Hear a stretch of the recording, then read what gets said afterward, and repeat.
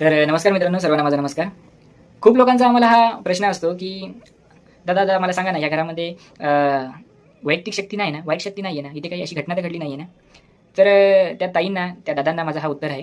सगळ्याच कन्सल्टंटांना जे रिअल इस्टेटमध्ये काम करतात, जेही एखादी वस्तू एखाद्याला विकत घेऊन देतात, मध्यस्थी राहून त्याला ब्रोकर म्हणतात. तर खूप सारी लोकं अशी आहेत मार्केटमध्ये जे तुमचा एवढा विचार नाही करत, त्यांना व्यवहाराशी मतलब असतं.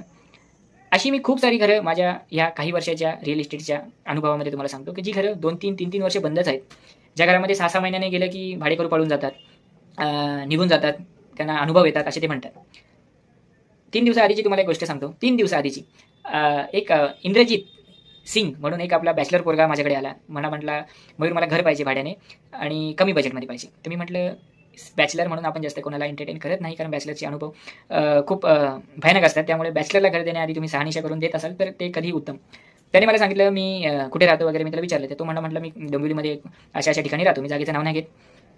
तर तो म्हणतो, "मी मी म्हटलं, "तू काय आता किती भाडं देऊ शकतोस आणि किती तू आता भाडं देतोस?" तर तो मला म्हटला, "मी 1 BHKला ₹6,500 भाडं देतोय." मी म्हटलं, "कोणती बिल्डिंग?" तर तो मला म्हटला, "अशी-अशी बिल्डिंग आहे." तर मी शॉक झालो. मी म्हटलं, "ज्या बिल्डिंगमध्ये तू म्हणतोस त्यामध्ये मी आत्ताच जेवढ्या काही रूम दिल्यात, त्या 9,500-10,000 हजाराच्या खाली दिल्या नाहीयेत." तर तो म्हणतो, "दादा मी त्या घराला 6,000च भाडं देतोय. मी 2 वर्ष राहतोय त्या घरामध्ये. माझं भाडं-वाढ काही झालं नाहीये. मी ₹6,000 भाडं देतोय." ही गोष्ट मी तुम्हाला 100% प्रूफ सकट जोही जर ज्याला वाटत असेल की ह्या गोष्टी मी माझ्या मनाने बोलतोय, तर त्यांनी मला सामोरं यावं. मी ह्या गोष्टी त्याला खरोखर रिलेट करून दाखवू शकतो. तो म्हणतो, "मी ₹6,000 भाडं देतोय." तर मी म्हटलं, "6,000 ने ते काय एवढी मालकावर अडचण आली का तुला 6,000 ने भाडं दिलं आणि तेही 2 वर्षासाठी, तेही कंटिन्यू तू तेच भाडं."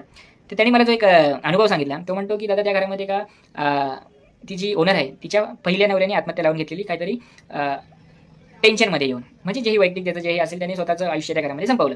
तेही फास घेऊन.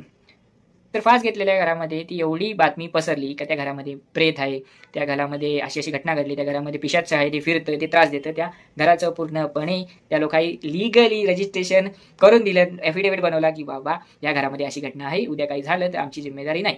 वॉचमॅनपासून रिक्षावाल्यापर्यंत त्याला सगळ्यांनी त्याचे कान भरले, की या गोष्टी. पण तो मुलगा एकटा राहत असल्यामुळे त्याला एवढी आपण म्हणू शकतो, तो एवढा त्याचा माइंडसेट होता, की ह्या गोष्टींना तो सामोरे जायला तयार होता. जेही त्याचं वैयक्तिक असेल ते.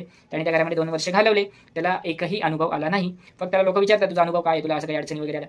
तो म्हणतो, "मला अजूनही तरी अशा कधी अनुभवी गोष्ट म्हणजे सामोरं जावं लागलं नाहीये." तर तेही असेल, तो आता त्या घरामधून बाहेर निघाला. त्याला दुसरीकडे मी घर दिलं भाड्याने. पण अशा काही गोष्टींमुळे तुमची एखादी प्रॉपर्टी जिची आज व्हॅल्यू कुठेतरी इथे आहे, त्या अशा गोष्टींमुळे इथे होऊन जाते. आता या गोष्टींमध्ये त्या घरामध्ये काही असूही शकतं. हे बघा, प्रत्येक गोष्टीला आपण 2 पैलू ठेवूया. एखाद्या लोकांना अनुभव आलाही असेल, एखाद्याला नाही आला असेल, कोणाच्या राशीला जुळलं असेल, कोणाच्या राशीला नसेलही जुळलं. पण अशा गोष्टींमुळे तुमच्या प्रॉपर्टीची व्हॅल्यू इथून इकडे यायला वेळ लागत नाही. जर तुमची अ, काय म्हणतात ना प्रॉपर्टी जर एखाद्या म्हणतो ना आपण मार्केटिंग ही तुमची खूप इम्पॉर्टंट आहे.